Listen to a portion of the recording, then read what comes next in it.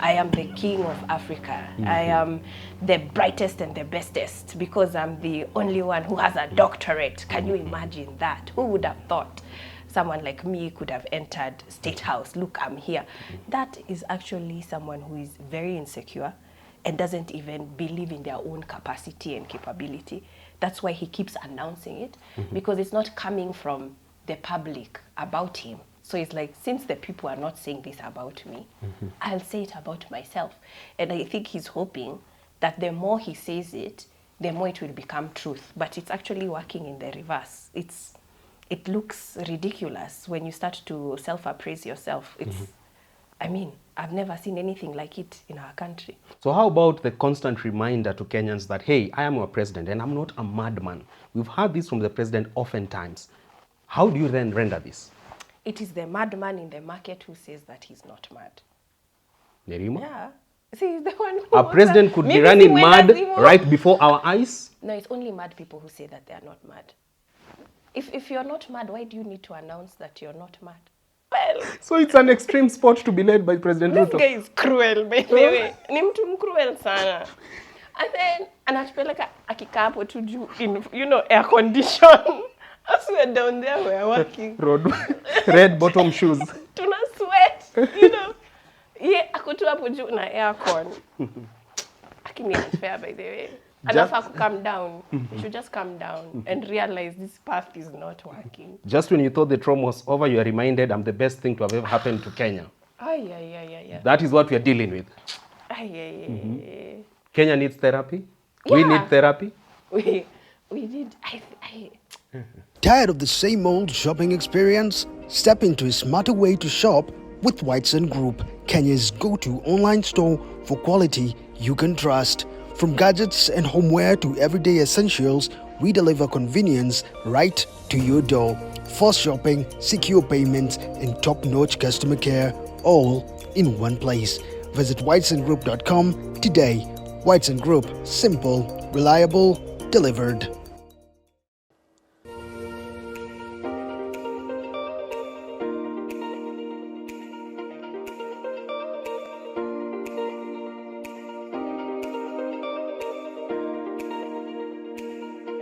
Always a pleasure to have you on board on Richard Mwenja exclusive. The month is August. I'm here once again with this phenomenal thought leader, Executive Director, Siasa Place, the first of her name, Nerima Wako. Great to see you. Good to see you. How are you doing though?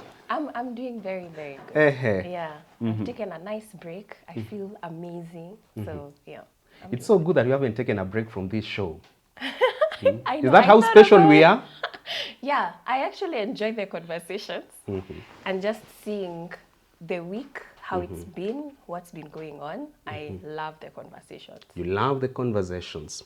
I don't know whether you love this sense of belief in oneself from the president. This week we saw him talk about him harboring, or actually having the courage of the founding father of this nation, Jomo Kenyatta. Him having the understanding of President Daniel Toroitich Arap Moi, the education of the brilliant economist and gentleman that was Kibaki, and the plan of Uhuru Kenyatta. So he says he understands fully his assignment. So Nerima, first things first, from a general assessment, is this a case of someone who believes and trusts in his own strength, or a case of self-worship, which probably might not be good even for the nation or for himself? That's a good question, because even the way he was speaking, you would think that he's trying to convince himself. Because I think there was even one time where he talked about being at the State House in Nakuru. Yeah. And he was like, hey, kumbe ni mimi ndo niko hapa. So it's like it's still hitting him. He's trying to convince himself also that he is actually president. But what happens to people, what kind of people give themselves this grandeur? What kind of people give themselves these pedestals? It's people who normally their leadership is tend to be... We see that in the US with Trump, where he will talk gloriously about himself, his policies, and who he is. He's the best of the best. People who tend to blow their own trumpets. We've seen that in other countries neighboring near us. With Uganda, what did Idi Amin call himself? The last king of Scotland. I mean, kind of mad.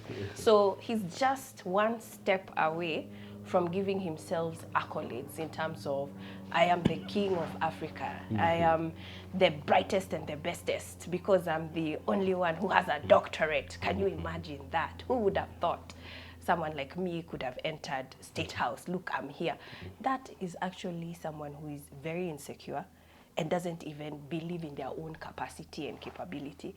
That's why he keeps announcing it, because it's not coming from the public about him. So it's like, since the people are not saying this about me, I'll say it about myself. And I think he's hoping that the more he says it, the more it will become truth. But it's actually working in the reverse. It looks ridiculous when you start to self-appraise yourself. I mean, I've never seen anything like it in our country. So how about the constant reminder to Kenyans that, hey, I am your president and I'm not a madman? We've heard this from the president oftentimes. How do you then render this? It is the madman in the market who says that he's not mad. Nerima? Yeah. See, he's the one who A president could be running mad right before our eyes? No, it's only mad people who say that they are not mad.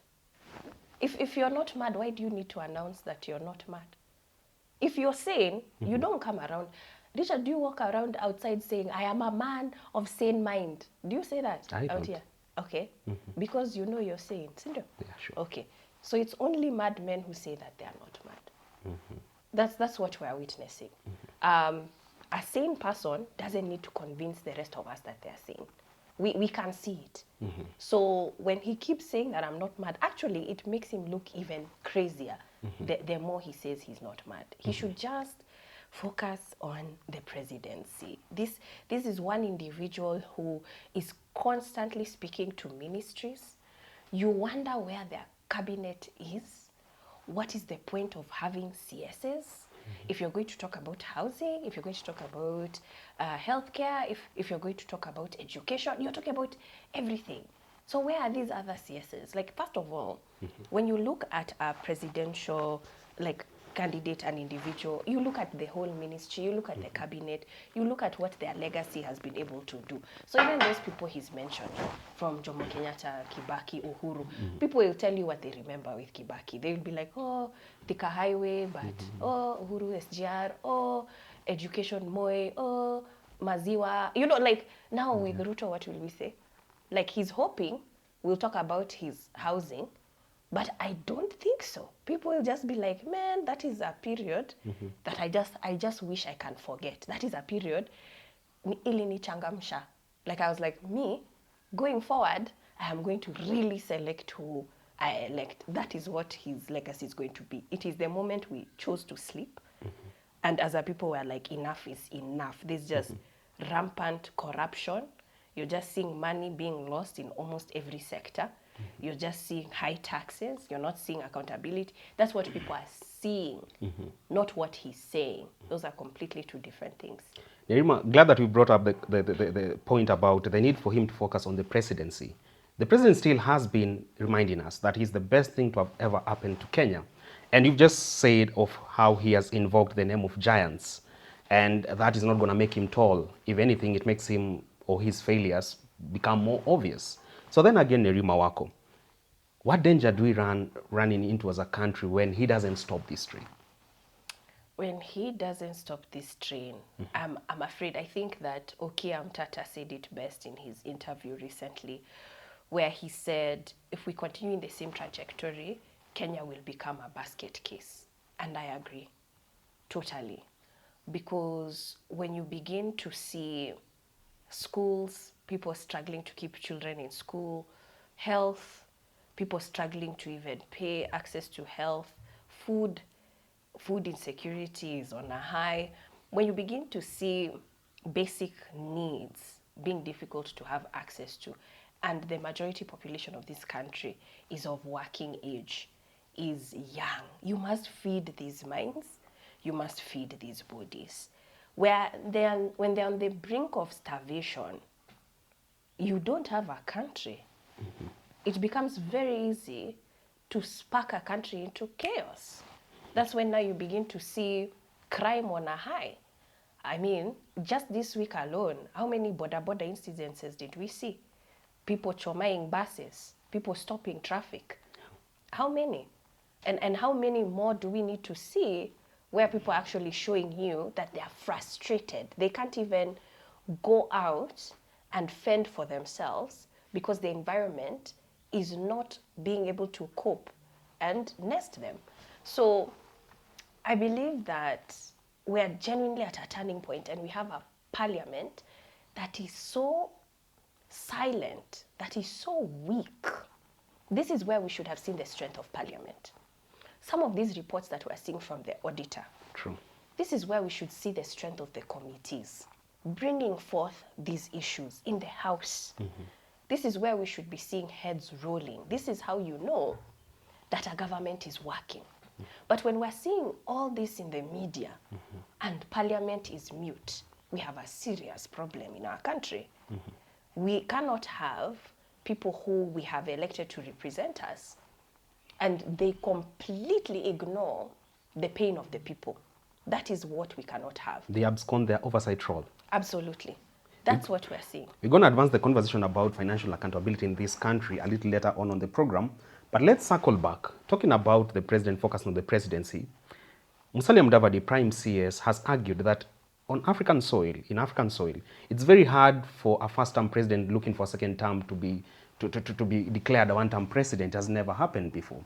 And you'd wonder, Nerima, is the chance of President Ruto getting a second term going to be based on the will of the people or the history of continental politics? So even, you know, the way you are talking about Prime CS, I find it very hard to believe what he's saying. And we know that, si ameanza chama yake, ama inaitwa DNA, si iko. So even you, as you're saying, it's very hard to see someone just serve for one term. Then why have you started your own party on the side? You know, that's double speak.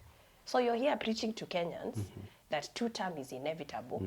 But see, if 2-term is inevitable, see, you'd trust the boat you're in. Yeah. But now you're showing us that boat is sinking. You're rocking the boat from inside. You're rocking the boat from inside. Alafu umeenda umepata raft ingine hapo chini, uko na boat ingine hapo.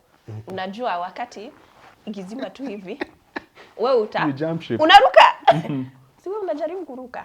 So why are you telling Kenyans that 2-term is inevitable, but we can clearly see you're preparing to jump?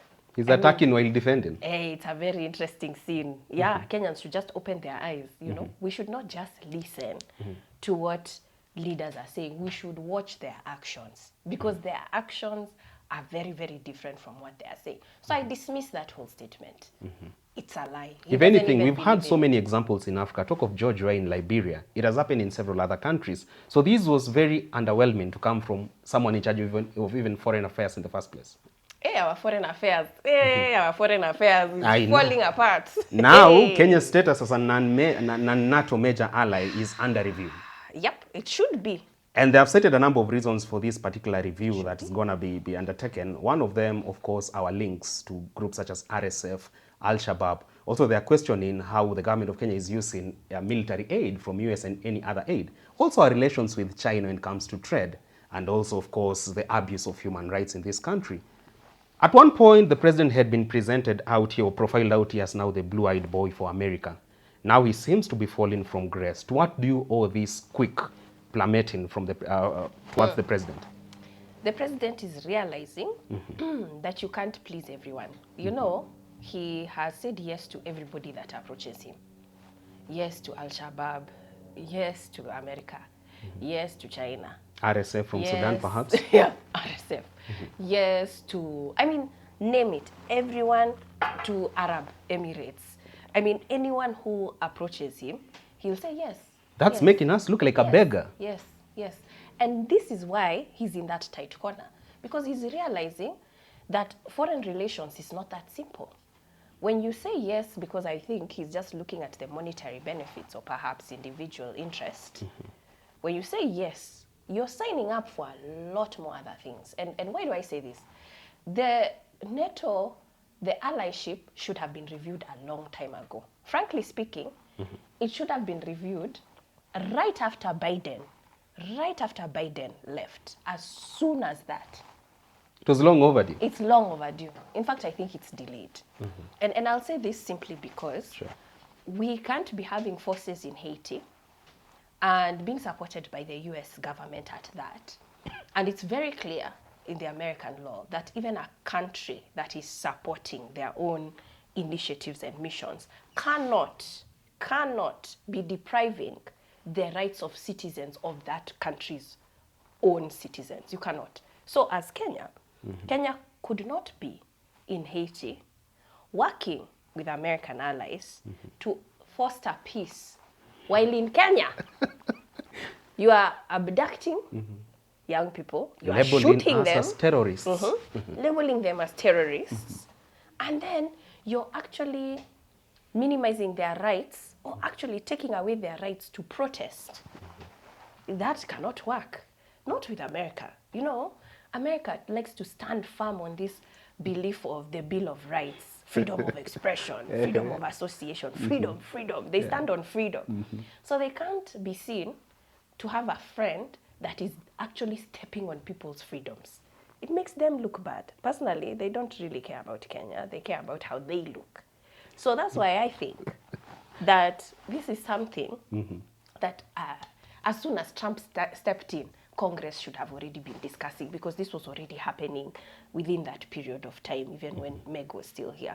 Then the second thing is Kenya has always played this role of, we don't really have a loyalty. We are not really people who say, we are going with the East, you know, and we will follow the East through and through. We are going with the West. We are not. By the way, we are known to be unfaithful partners in every matrimony we get in. By the way, tunaka kwa fence a lot. Historically, we have stayed on the fence. This is why countries like South Africa can be so pissed with us, because there are decisions we could have made in terms of solidarity, and we don't. Especially like Pan-African solidarity, we tend to be silent. It's a shame, but we will be on that fence. Kenya will be on that fence. So even I believe there's a saying, I believe it's Jomo Kenyatta who said, you know, Kenya, we don't face east or west, we face forward. That's the saying for Kenya. So normally, we've been on the fence with foreign relations, and it has its pros and cons, because especially when Africa is in dire need of negotiations, that's why you find delegations coming to Nairobi. A lot of peace deals have been done in Nairobi, because we often try not to pick sides. But this president of ours, he has picked sides. And it's the bad side. It is the side that is killing civilians. It is the side that is making sure that countries don't have democratic rights and processes. And he's been doing this. And then also, there's been stories of business deals in the works. So you're saying not only is it putting the country in bad light in terms of our foreign relations, you're also seeing these personal interests coming to the fore. It's not even about country. OPEC transactions? Oh, yeah. Under the guise of PPPs? There was also an exclusive about how some of the ammunition being used is from the Kenyan military. True. Can you imagine? And we have not seen people get fired from that. We have not seen accountability or a trail of, yani, Kenyans, we pay for this through our tax, and it's being used in other countries to kill other citizens. And there's silence from the state? No. And they hold their meetings from Nairobi KICC. Imagine. And then you're hearing someone saying how they were told to let them have that parallel meeting. We wanted to make money out of KICC as a conference facility. Imagine. You know me, I think we were even here when we were talking about it. Remember how I said that when I saw the pictures of the flags, and it wasn't the Kenyan flag out there, I just knew, me with my small background of understanding diplomacy and, you know, international relations, I knew, this is bad. By the time you're raising flags of other countries, that's a statement, you know. By the time a flag is raised, it says something about that vicinity. That was a state event. Like, you cannot tell us any different. And state is all about symbolism. And the flag symbolizes country. So you can't just dismiss things and just say, it was just a meeting. No, it was not. During one of the most recent visits, state visits by President Ruto to China, we heard him talk about how now Kenya is going to be a co-architect of the new world order when it comes to trade and so on and so forth. Do you foresee at a time also when probably China could now also get done with us and President Ruto might not really be the darling also of China? Could that be in the offing at some point? I find China fascinating because it's one country that has not only grown rapidly as its own, but also its reach, especially within Africa. And 30 years from now, the languages that will be spoken the most, English will still be there, but it will come in third. And it will mainly be carried by Africans, by the way. What will come first then? First, it's going to be a competition between Hindi and Chinese Mandarin. Hindi? Hindi. Kina Patel? Yes. India and China.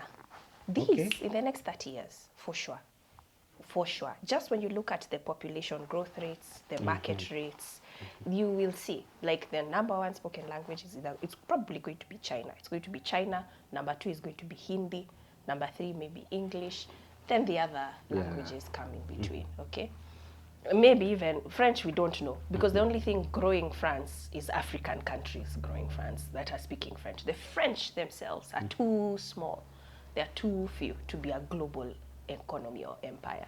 So now, talking about China, China fascinates me because they are a country that they are not so involved with our policies when it comes to democracy or how do you treat your people, what kind of laws do you have.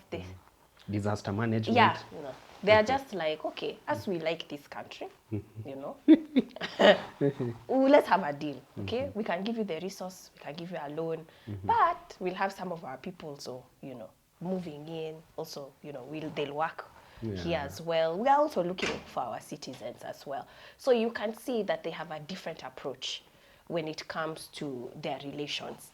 And a lot of African leaders might see China as the better partner because they're like, this is a partner that's not up in my business. They are not going to be concerned about how I treat citizens. They are not going to be in my business about how I run the country. They're not going to be summoning me the way we've been seeing statements from foreign missions, mainly European and the Americas, talking about IBC, right? Because they're the ones who fund maybe the police, IBC, through donor resource. So China is like, as we're not going to be funding democracy, as we fund business, as we fund market. Besha? Besha. You, what you do with people, that's your business. And a lot of African leaders like this. But what they don't realize is, China, when it comes to debt, you forget to pay your debt. You forget to pay your debt. They will rarely advance grace. Hey, you will lose things. Yeah. SGR itachukuliwa? Yeah. Without blinking an eye. Like, when it comes to debt and debt repayment, they come. They come.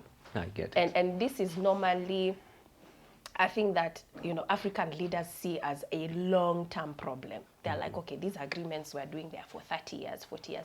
By that time, nimetoka, I'm out. That other president can deal with it. But for now, I think I've done well for my people. So even for him, for Ruto to mention that about China, it definitely ruffled feathers. It ruffled feathers. Why?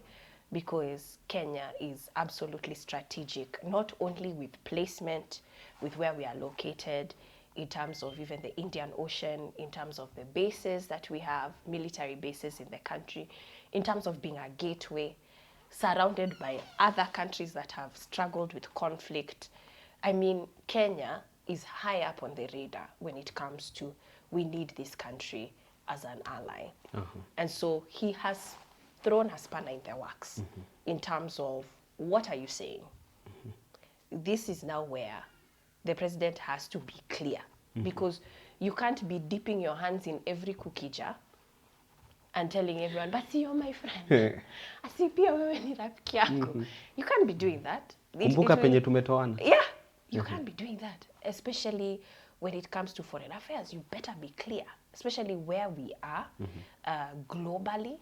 A lot of people are concerned about, Gaza. Yeah. They are wondering which side country's on. We've seen Kenya over there, how it's been playing. South Africa has taken a more stand firm against Israel. Or even when you talk about Russia, Ukraine, it's coming to a point where people are making decisions. Even on gay issues, you've had that. Yeah, imagine we were one of the only, even America didn't sign that. We signed it. As And our Kenya. president tells us he wants to be a televangelist after he's done with being the president. Where it's such a double speak, you have no stand. It's good that you've brought something up, and it's now clicking in my mind. You've talked about presidents not really being keen on what burden am I going to bequeath my successor. And oftentimes you get this from Kenya Kwanza administration, that the country is moving forward. Nerima Wako, from where you sit as your footnote, should we be more concerned about the destination rather than the direction? Wow. We should be concerned about the destination. But also, even you, if you go hiking or you go for a walk, sikuna njia mingi kupitia. But you will think about which is the one that will be less stressful. All of us will get to the mountain, but you want to be wise enough to make sure that the path that you use is not as strenuous, but you also get there in time. You don't want to get to the top of the mountain. You're seeing your friend.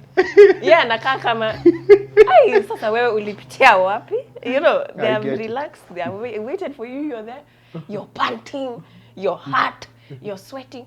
Now, us, the njia, we're going as Kenya. The long, bumpy. Anatupeleka, yes. Yeah. The long, the bumpy, through the swamp. Crocodile infested. Yeah. Hey, me. Safari ya Bamba ni Machero. You're from Mazeras and they say so. It's true. But, apana. Me, I would rather have a leader. I beg. Let's work. Let's work smart. I don't want to work hard. Stucky. I want to climb the mountain, but I beg. Don't take me through the jungle. I don't want the jungle. There's no honor in struggle. Like a jungle, baby. There's zero honor in struggle and dignity. Zero. You don't. You don't get an award for struggle. You don't. If there's a straight path, you can take. Yeah. The only one who receives an award is the one who gets there first. Hakuna award ya struggle, by the way. And me, I'm not about to struggle.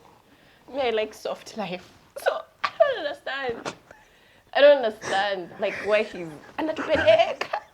It's cruel. So it's an extreme sport to be led by President Ruto. This guy is cruel, by the way. Ni mtu mcruel sana. And then, anatupeleka akikaa hapo tu juu in, air condition. As we're down there, we're working. Red bottom shoes.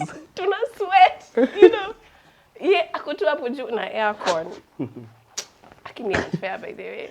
Anafa ku calm down. You should just calm down and realize this path is not working. Just when you thought the trauma was over, you are reminded I'm the best thing to have ever happened to Kenya. Yeah. That is what we are dealing with. Kenya needs therapy. Yeah. We need therapy. We did. Who was that who first said we should check his mental stability? Akabando, Kiru has said as much. Ndegwa Njiru. It is just becoming more visible, more and more. And we're not even in the pressure of at 27. Yeah. Like, the election is not at next month. We still have like another year and a half of this. I don't even know what he'll be saying by December. I don't know. It makes sense. Nerima Wako, let's circle back a bit, and you raised the issue about pilferage of public resources. Almost zero financial accountability from those who've been made to be custodians of our resources. This week we saw the Auditor General, Madam Nancy Gathungu, flag opaque transactions when it comes to e-citizen service platform. And also we're talking about NTSA deal, multi-billion scandal in the making. Ruto's family has been linked to the deal. And Nerima, first of all, let's deal with Nancy Gathungu. Do you think as a country we owe it to this woman and also her counterpart, control of budget, Margaret Nyakango? I'm so glad that she exists and continues to speak truth to power. That is a very difficult position to be in, especially when you're threatened with getting rid of her office. We have even seen them coming out, vehemently and saying that it's all a lie, no money has been lost.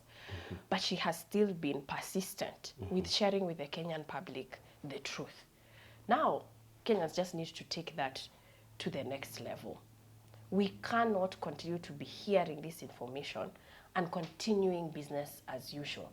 Can you imagine this report has come out and the president just recently signed the conflict of interest Bill.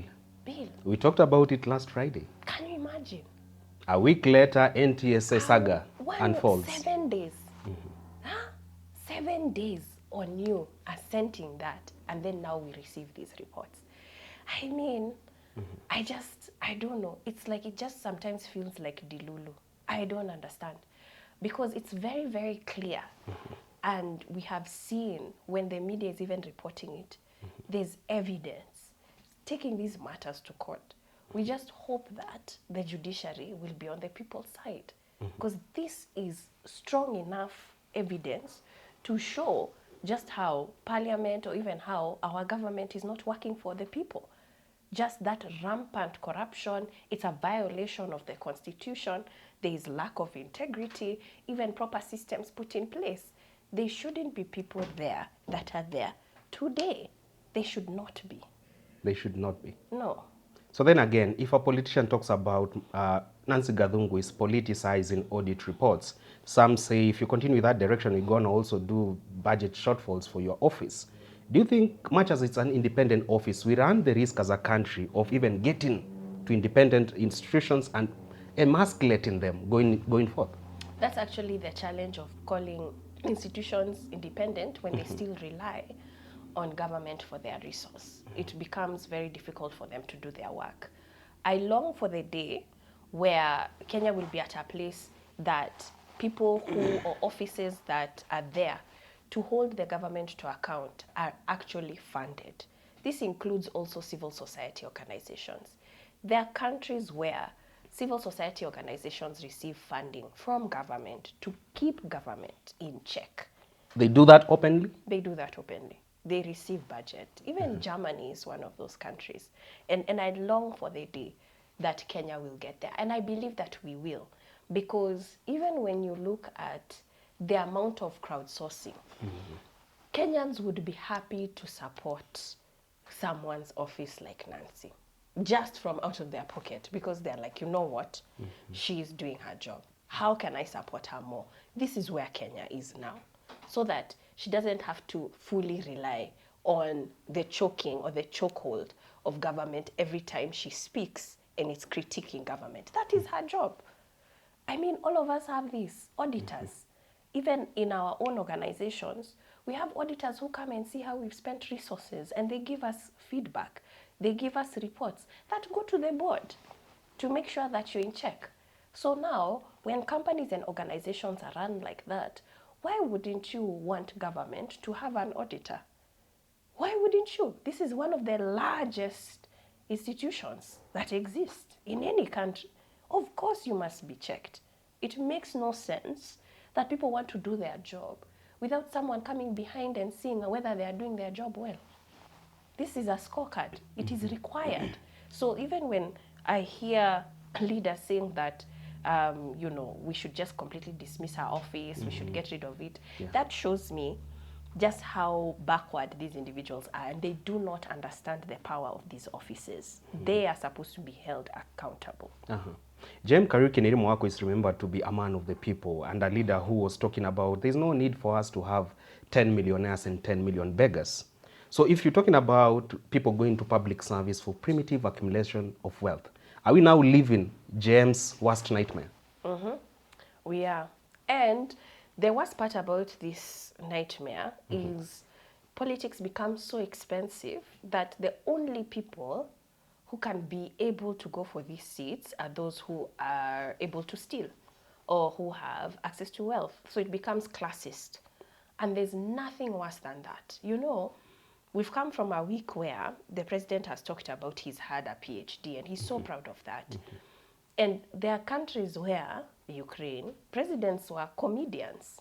So it doesn't matter what, level of education you have, which goes back to the debate of, are you fit to serve a country? It doesn't have anything to do with the kind of qualifications that one has. So you serving shouldn't have to do with the amount of wealth that you have. As long as you're passionate about your community, your country, you should have the access to serve your community. It shouldn't be based on wealth. And what worries me is we begin to see what are wash. We begin to see people where we cannot account for where are they getting this wealth from. And then they're throwing this money around so that they get elected. Then once they're in there, it becomes one vision and one mission, which is to self-accumulate. Now you're just like, I need to make sure I gather as much resources as I can because of the amount of resources that I lost during the election. I need to indemnify myself. Exactly. So it has nothing to do with the leadership or servitude or community. It has nothing. That's how now you begin to see there's no progress. There's no development. And so for me, and sometimes I'm very fascinated, especially like with the UK governance style with the House of Lords. It's about even having expertise from different sectors, where you can even have teachers, you can have mechanics, you can have engineers serving here as representatives, because they're able to give you, first-hand experience of what it's like to walk in their shoes. Because slowly we will begin to have professional politicians leading us, which is where we are now. We don't have people, or we have a very select or very minimized people who care about their communities because they've walked through and they understand the issues, and they know in the first 100 days of office, these are some of the challenges that we need to mitigate ASAP, because they understand the issues. When you hire people or when you elect people who only care about themselves, they are not going to be able to bring the development that you wish for. And it has nothing to do with your qualifications. It has nothing to do with your qualifications. None. Let me take you back to my economics class, and we've talked about indemnity. It's a principle in insurance, being restored to your earlier position, be it financially. And also there's another principle, the doctrine of utmost good faith. And good leadership demands that from any leader. And you would expect the president, in every transaction he's doing on behalf of the Kenyan government or the Kenyan people, he harbors their best interest at heart. So you've questioned the PPPs we are getting in as a country.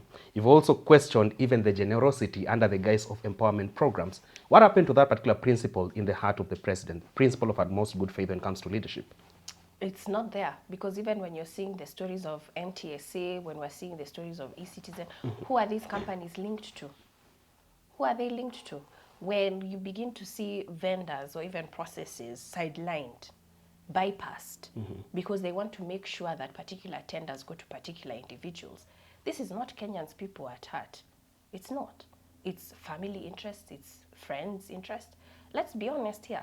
If you look at some of the boards and who they are, who are the chairs of these boards, you can link them to being friends from as far back as high school. We don't need to be scientists. We don't need this to be rocket science to be able to see the obvious. A country that says it wants to be the Singapore of Africa, No, then yet meritocracy takes a back row seat? It cannot happen. It cannot happen. Like even me with my friends, Richard, even with my friends, if I was ever to run and lead something, I'm not going to hire people because they are my friends.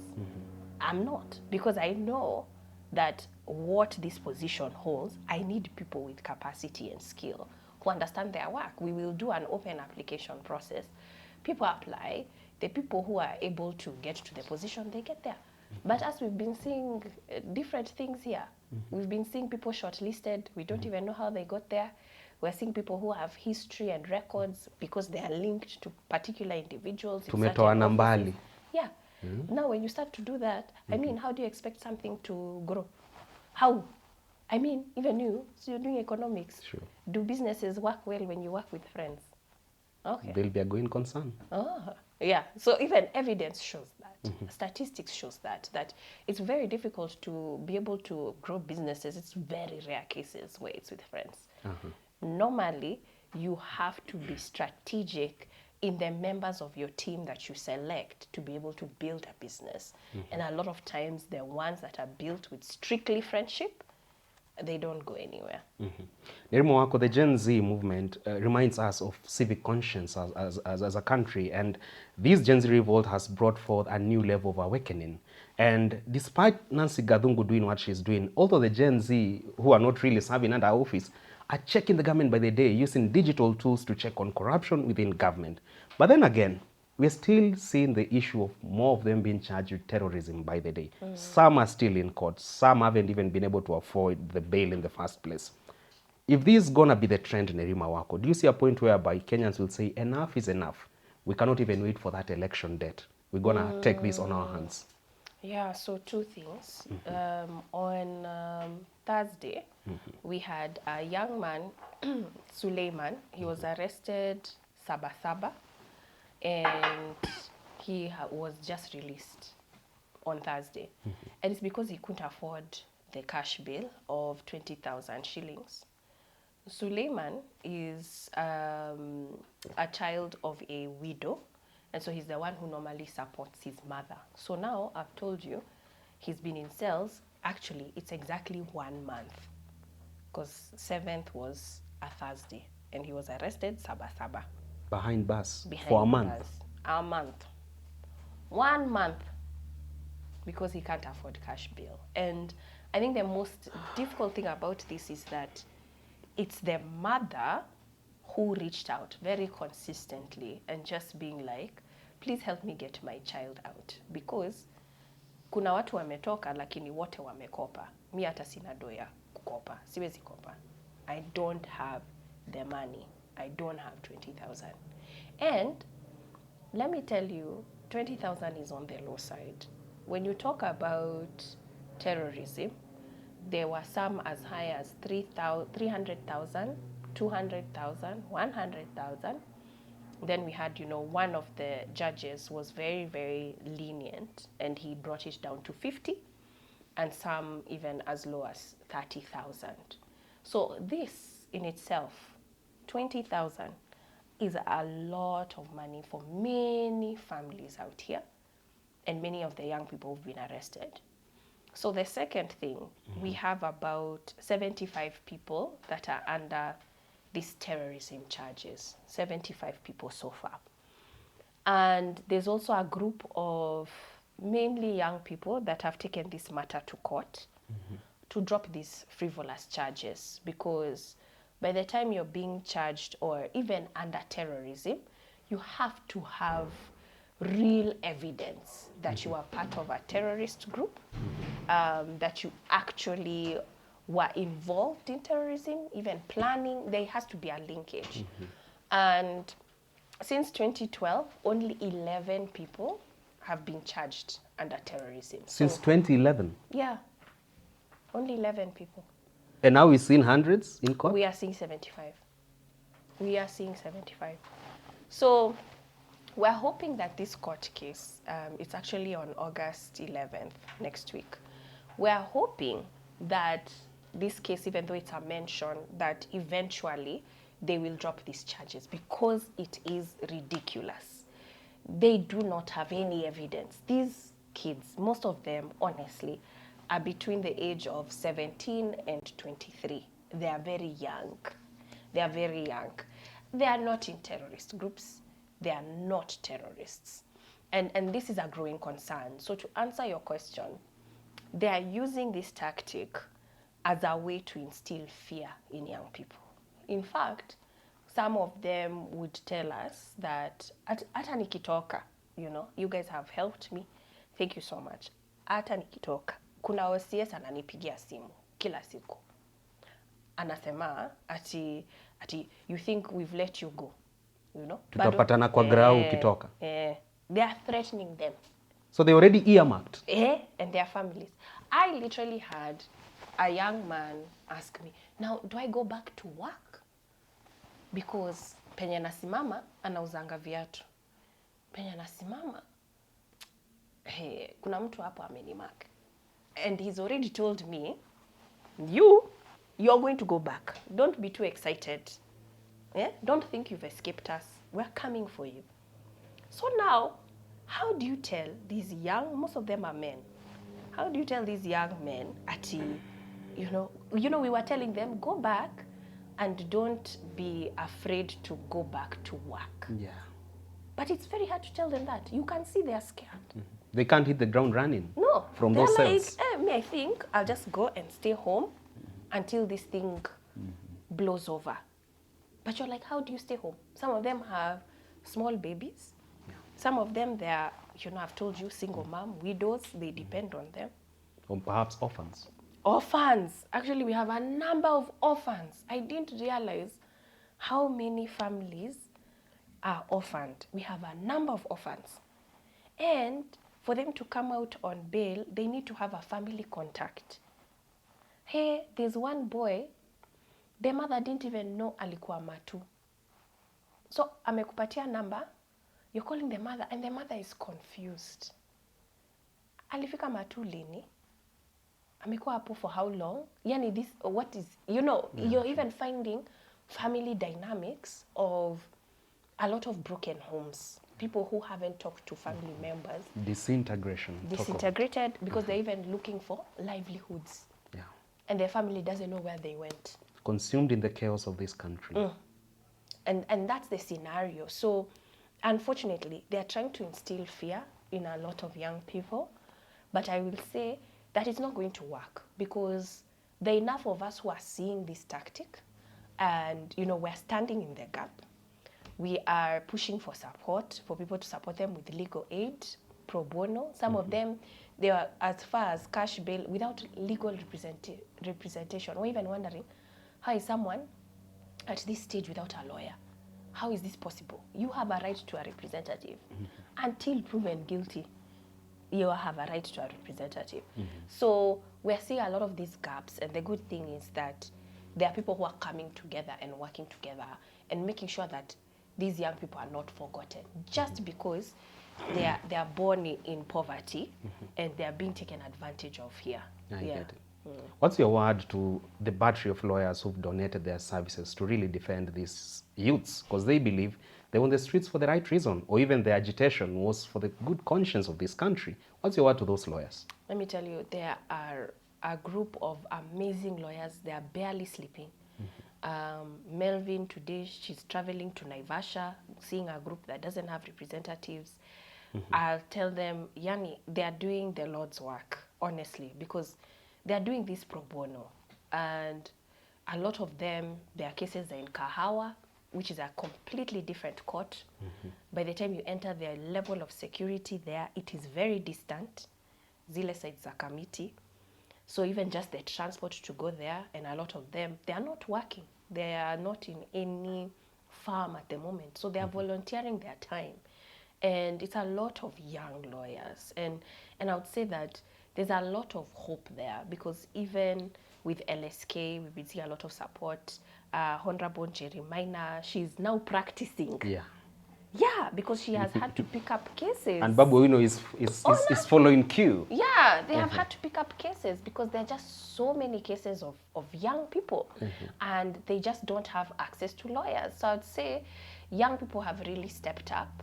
And I'd say, kudos to them, bravo to them.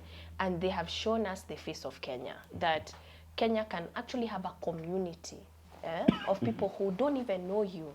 And it's amazing that even when they come out, they're like, I don't even know who helped me, because you're not seeing, the way politicians sometimes will go, they'll be like, we're the ones who build. There's no this sense of going and showing that you're doing charity work. There's none. So even you're seeing them coming out and they're like, Yani, whoever helped me, you're an angel. Bless your heart. God bless you. It's even, some of them even believe these are angels from outside Kenya. They're like, there's no way they're Kenyans. Because hawanijui na wananisaidia. Humanity in its purest form and Absolutely. deep patriotism. Yes, and you can tell that is still the Gen Z spirit because a lot of the lawyers are Gen Zs, they are millennials. And they're like, you know what, we're coming out for our brothers and sisters, even though the state is being very, very harsh toward them. We're going to stand up and protect them. Finally, when it comes to our justice system, there has been this claim that probably in Kenya we are witnessing the justice system seemingly favoring the powerful while deflating the weak. We've seen Nelson Havio, even Ahmed Nasir Abdullahi talk about jurispesa, the judiciary being compromised by the powerful and those who are moneyed. So then again, Nerima Wako, in the fullness of time, if this is the reality that's going to come to fore with sufficient evidence, what happens to such a nation whereby you cannot even trust the justice system? Actually, for many of us, we believe that the justice system is the last sense of hope because the executive is just deaf ears. Parliament is just, honestly, their hands, I don't even want to say their hands are tied. They don't even have mouths. Like, they are dead. They are walking dead. Like, Parliament is just dead, honestly. It's a PWD? Yeah, it is dead. Dead, not even existing. At least a PWD breathes. Parliament is dead. Like, you can't even resuscitate. There's As no dead point. as a dodo, Yeah, perhaps? they are not in ICU. They are in the mortuary. They're in the morgue. That's Parliament. And so the judiciary is the last saving grace. And, you know, for us, we have seen some judges, you know, really come out and stand firm. And they would need to be even an amendment to Porter. Porter is the law that they're using under these terrorism charges, because initially this was not supposed to be used on Kenyan people. This was supposed to deal with Al-Shabaab, terrorist extremist groups that are not based in Kenya, but now it's being used on our citizens. So I'm still hopeful. I'm still hopeful that they're the last door that's open. But we can see that there's a pressure to close the door shut. And I'll say this because even when Boniface Mwangi was arrested, it took hours. No magistrate was willing to sign on his arrest orders. You could see. People didn't want to put their name down. Then they eventually actually dropped the terrorism charges on Boniface Mwangi. Now they are charging him for maybe financing terrorism and arson. So you can see that there's this pressure coming from above on the judiciary.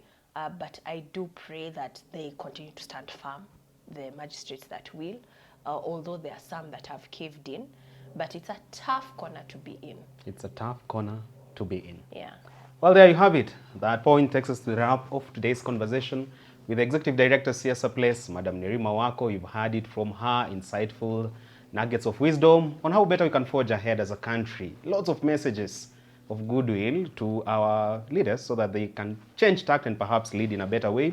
And also a call has been made to you as a Gen Z, as a parent, on how you can also be part of nation building in the most right way possible. Nerima Wako, so great to have you on board. Thank you for having me. I wait to do this again next week with you. Absolutely. You've enjoyed the show, though? I've enjoyed. I'm encouraging Kenyans to contribute to the bill campaign if they can, 50 plus million. We're going to see a few cases next week. That's your call to action. Yeah, we still have 90 people, 90, behind bars. Many. Yeah, we have supported 140. Yeah, and we still have 90 left. Yeah. We give you our flowers because you really deserve them. Oh, thanks, Richie. All right, we do this again next week, Saturday, 7:30 p.m. Do enjoy the rest of your viewing.